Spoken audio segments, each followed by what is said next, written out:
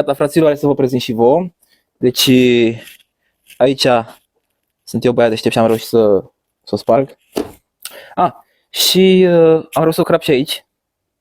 Aici am spart-o acum câțiva ani de zile când am urcat să spătram Făgărășan.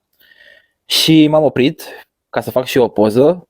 M-am rezemat cu curul de ea și curul meu la mare am reușit să o sparg. Se vede. Nu m-a deranjat, nici aici nu m-a deranjat, multă vreme am mers cu aripa spartă aici, dar acum vine iarna, vine zăpada și nu vreau să-mi intre zăpada acolo.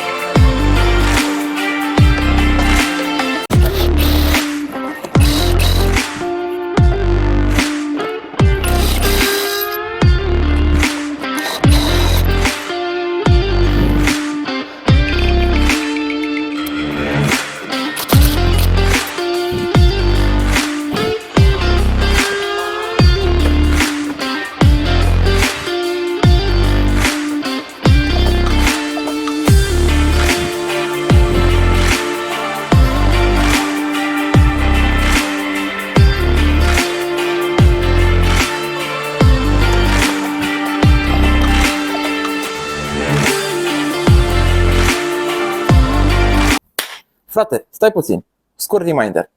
Te rog frumos să apeși butonul de subscribe ca să te abonezi la canalul meu de YouTube, Car Adventures, și să primești o notificare de câte ori mai postez eu un nou episod.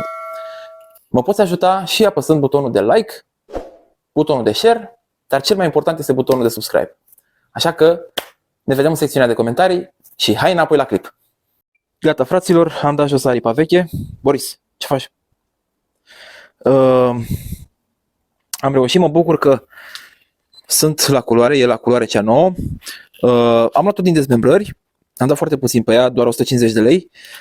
Într-adevăr, nu este ea perfectă, în sensul că mai are mici zgrieturi pe aici și pe acolo, dar na, adică sunt lucruri minuscule. Uitați și spărtura. Da, asta este. Ce mai avem de făcut acum este să schimbăm lampa de la semnalizare de pe lateral, pentru că și pe partea cealaltă este tot galben, deși îmi plac mai mult astea albe, clare, dar na, dacă n-am și pe partea cealaltă, prefer să fie la fel. Deci se potrivește la culoare. Ce pot să zic, de unde am luat de la dezmembrări, mi-a plăcut foarte mult de stafful de acolo, pentru că băieți foarte profesioniști, foarte ca lumea, stafful foarte profesionist, mi-a plăcut foarte mult. Ce mi-a plăcut foarte mult este faptul că m-a lăsat să asist și eu la dezasamblare, adică, cu alte cuvinte, eu împreună cu un băiat am dat jos aripa de pe un alt Clio, lucru care mi-a plăcut foarte mult, pentru că, na, știi ce cumperi.